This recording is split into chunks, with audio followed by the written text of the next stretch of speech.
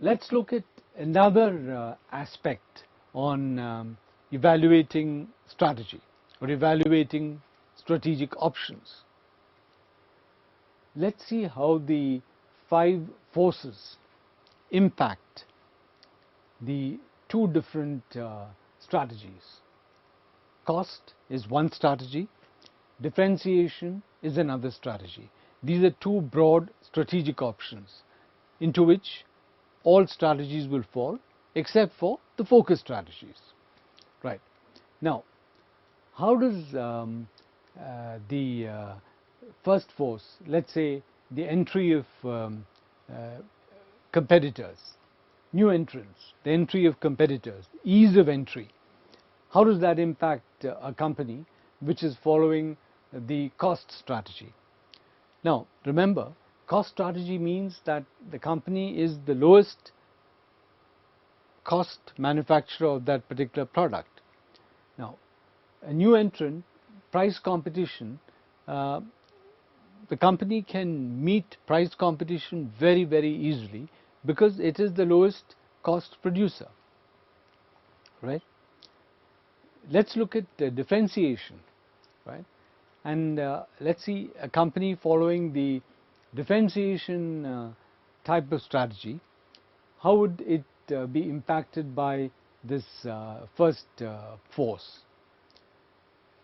Brand loyalty in this case would ensure that the customer does not switch to a new entrant, right? So both cost as well as differentiation have guards against the first port of force. Now let's look at the second, substitutes. How does that impact cost-based strategy? A substitute becomes attractive if it's available at a lower price compared to what is available in the market today. If the company is following a cost-based strategy, then substitutes would find it very difficult to beat the price because the company is the lowest cost producer of its own type of product. Therefore, for a substitute to beat that price would be difficult. Let's look at differentiation. If the company is following a differentiation strategy, in this case, the company, by following a differentiation strategy, has built up customer loyalty. And customers are unlikely to switch to the substitute because of customer loyalty, right? So here again you have a situation where the companies following both these kinds of strategies are protected against one of the port of forces. Then look at the third force. Suppose there is industry rivalry. Now, what is industry rivalry? Industry rivalry, it leads to price wars. If companies within the same industry start fighting intensely with one another, then it will lead to price wars. A company which is following the cost strategy can withstand a price war very well because it's producing at the lowest possible cost. Alternatively, if it's following a differentiation strategy, then again it can withstand price wars because it will not get into that price war at all. The company has such strong customer loyalty, there is so much brand loyalty that the company need not get into that price war at all. So a company following the differentiation strategy is also protected against industry rivalry. Now let's look at buyer power, right? What does buyer power mean? Buyer power means that the company's buyers are typically powerful buyers, either because, as we saw in an earlier session, the company is small whereas the buyers are large, right? This could be one reason. Or it could be that there are many other competitors like the company, and the buyer has a choice of buying from several competitors. Whatever the case may be, the point is the buyer has a very high bargaining power. In that case, let's look at the company which is following the cost strategy. It can withstand a price war. See, buyer power, what would the buyer do? The buyer would induce companies to get into a price war. But this company, which is a cost-based company, can withstand a price war. But a differentiation-based company, if the buyer is a strong buyer, they would face a constraint.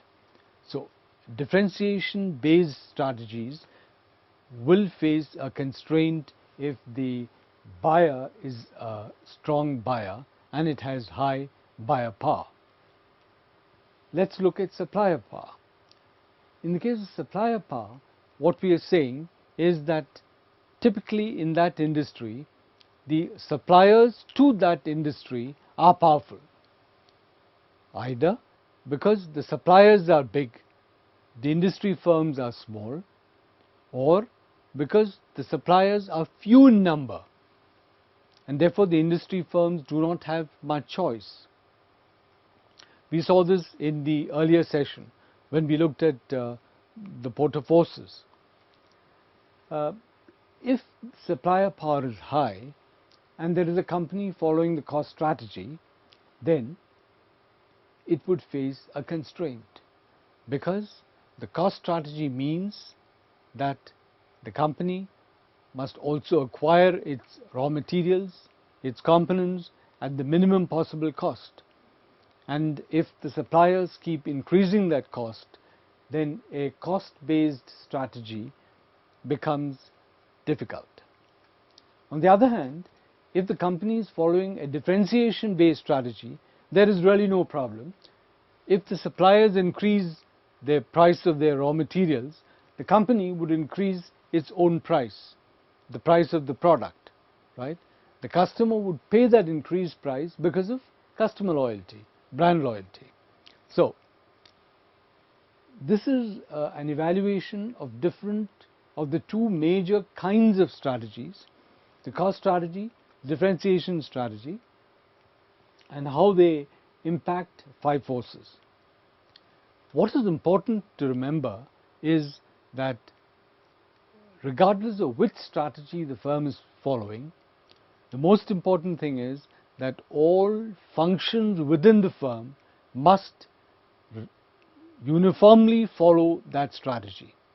The firm, in other words, must not be stuck in the middle, where some parts of the firm follow one kind of strategy and some parts of the firm follow another kind of strategy. Being stuck in the middle is the best way, is a sure way to disaster. We've just looked at the cost strategy and the differentiation strategy. Now, the focus strategy, where the company decides that it will focus on one particular segment and not on the whole market.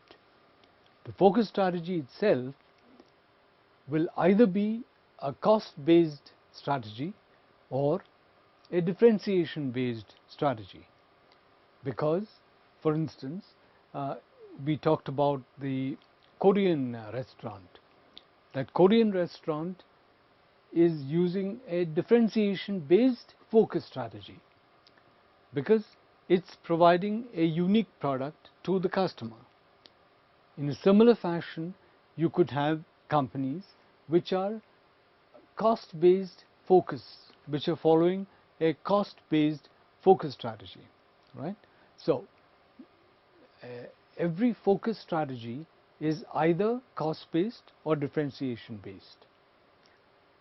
What is the advantage of a focus strategy compared to the strategy where the company addresses all segments in the market? The primary advantage is that it can win brand loyalty because it caters to a particular niche, it caters to a particular segment of the market, therefore it wins brand loyalty. What is the major disadvantage of a focus strategy? The major disadvantage is that the firm following a focus strategy cannot enjoy economies of scale. Economies of scale requires that the firm manufactures and markets a large number of products, because only when the number of products is large will the cost per unit come down. In this case, because the company is focusing on one particular segment of the market, therefore necessarily it will not enjoy economies of scale, and it will therefore have a disadvantage in terms of its basic cost.